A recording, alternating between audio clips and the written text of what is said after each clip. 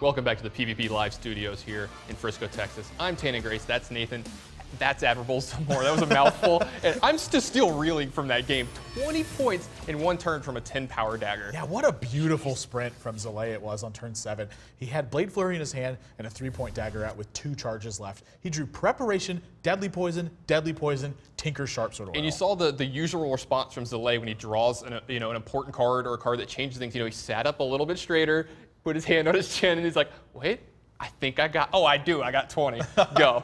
Always mindful of his plays Yeah. to figure out exactly what he should do, exactly what's the best line, even if the game is looking like it's going to be easy for him. That's, sort of the mark of a great player too, is they take their time in those situations. Yeah, what play from him in that game to have the foresight to just wait, and then eventually strike and get there. Just great play from Zalae all the way through. Yeah, game 3 is getting underway right now, though. Powder versus Zalae. Powder's going to need 3 straight, and Zalae's got match point for 3 games. And look at Zalae's going to put the pedal to the metal and go aggressive here. Now, Powder is going to be the one switching into what looks like a control deck out of here since he's got a Shield Maiden in his hand. Yeah, Warrior can be absolutely dominant versus Hunter at times, especially if they have ugly hands.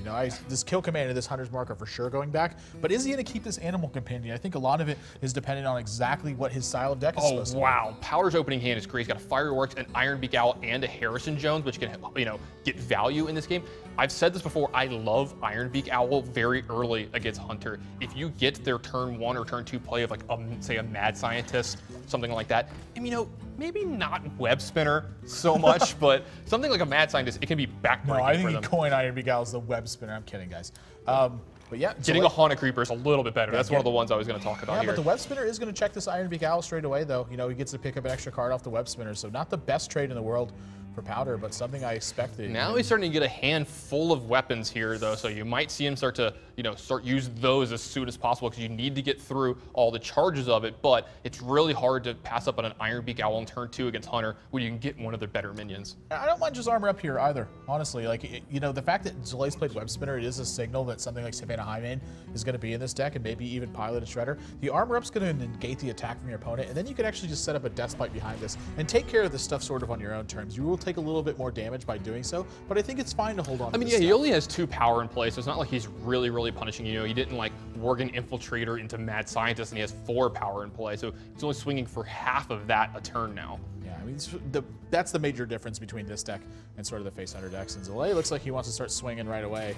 Yeah, you want to shed this armor as much as possible. Is he going to attack with the bow? This is sort of an interesting one. Yeah, I was going to say, I expect to not see him attack here. He continues to hold on to If this. he holds on to it, this Harrison Jones is going to be great. Disastrous. Again, situation. If he holds on to it again this turn, this Harrison Jones is going to hit play so fast. Yeah, he doesn't have the coin anymore either, so we're going to have to figure this out. I love that he's coining out the Death Spite and, start putting the pressure to take care of this stuff very early on. Freezing Trap, not the best draw for Zalae at the moment.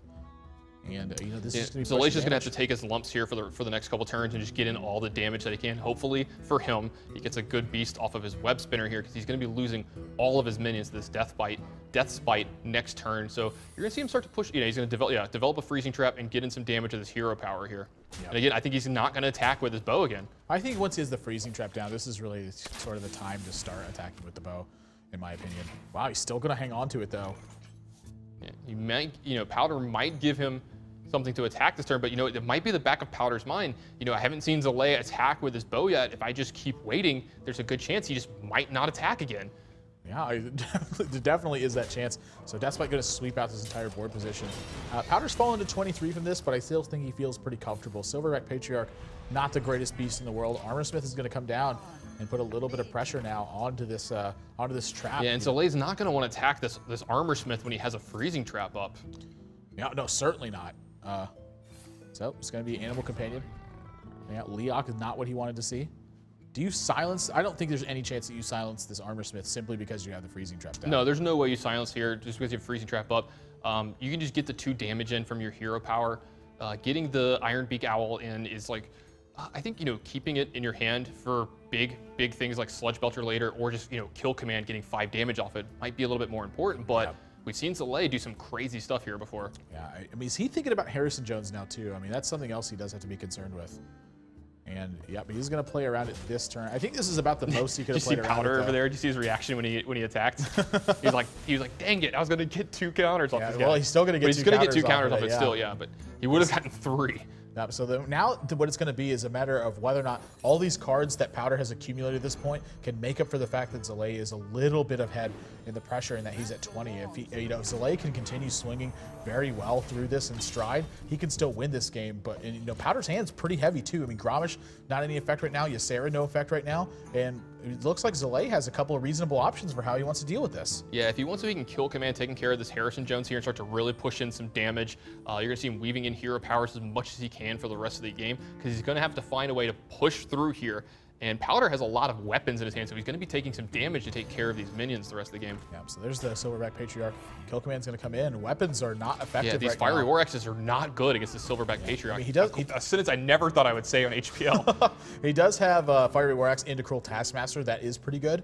And he's also got Ironbeak Owl, but how do you want to be handling this turn? It's got to be Fiery War Axe into Cruel Taskmaster. Yeah, you got to. He's starting to take some real damage now. Yeah, you've got a Fiery War Axe into Cruel Taskmaster here, and most likely Armor Up. I think is what we're going to see here. I don't know if there's any other crazy plays that he can make here. Just keep your life total as high as possible as you can, and start getting on the board here against Zalae so you don't have to keep using your life total. Ooh, Lotheb, great one here. Yeah, such an important draw. This is going to shut off anything like Execute, Shield Block, Shield Slam. I mean, Powder's going into one of those dangerous turn 7s or something like Shield Maiden, Shield Slam can completely turn the game around. Yeah. But now that he has this Lotheb, this is looking mighty easy for him. And he also has the Knife Juggler in his hand too. I mean, something he may be thinking about is picking off this picking off this Cruel Taskmaster and then playing the Lotheb afterwards. And this Lotheb going to be completely unchecked. That's exactly what he's going to do. Yeah, and it's pretty dangerous on Powder's side to play the Doctor Boom here because what if he has something like Unleash the Hounds? Yeah, this is looking disastrous. Unleash the Hounds is 6 damage here if he plays something like Doctor Boom. Yeah, I mean, this is looking disastrous for him, honestly, right now. He might not have another choice, though. I mean, look at his hand. think you just have to. Yep, going to use Fiery War Axe, I think, to take out the Leok. You gotta want to take out this Knife Juggler too. Yeah, I mean, you're about to take a ton of damage here. Zalae might be able to push through for lethal here with a couple top decks. 15, so that's 8 points of damage that's on board. It's 3 more in hand, 11, 12, 13, 14, He 15, 16.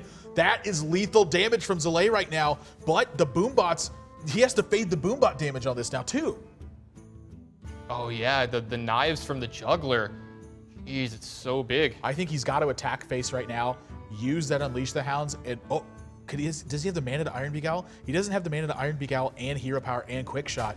I think he's going to have to risk it this turn. I mean, this is your window of opportunity. Yeah. You cannot let Powder continue to... All right, there's a good one. Where does this one go? One of those dogs is dead. It goes to face on the other ones, and that is exactly enough damage for Zalae to win this game 3-0. Wow. I mean, you talk about strong starts. Zalae kept his composure there, looked for the right window of opportunity, and when he drew that Unleash the Hounds, that was the turn he had to take a minor risk in this game. If he picks off the Boombots and the Boombots hit the Unleash the Hound tokens, he's gonna be literally 1 point damage short of being able to get it done. But he also has chances for Juggles to hit face. He has chances for the Juggles to hit the minions that he has that have already attacked. Wonderful sequencing from him. The fact that he was just played so cool in this one and hunted at every single step of the way for the right amount of damage picks up this match 3-0 despite a Harrison Jones for 2 cards. Yeah, just great game from Zalae there. You saw him be patient. You saw the Harrison Jones get 2 cards there for Powder, but his hand was very heavy. He wasn't able to get through enough, removal there in that game without taking damage. One too many weapons, having to use his life total, leverage it there, and he took a little bit too much damage, and Zalae got the win. And he got a little lucky there at the end with the good Juggles and top decking the Unleash the Hounds. But as you said, you've got to take these risks, and it worked out for him. Yeah, beautiful stuff from him. I think the most important draw of that game was probably the Lotheb. Absolutely, I mean, that was just right on point for that. If you guys want to take a look at this match for yourself, you can do that. Head over to pvplive.net. You can see the full recap for the strategies that both of these players played and how they played them, as well as their full competitive histories within their professional Hearthstone careers. When we come back, we're going to have that interview with Zalae to get some insight into his strategy and exactly how he took on this match versus Powder, bouncing back now from a couple of rough matches that he's had. Don't go anywhere, guys. You're watching Hearthstone on PvP Live.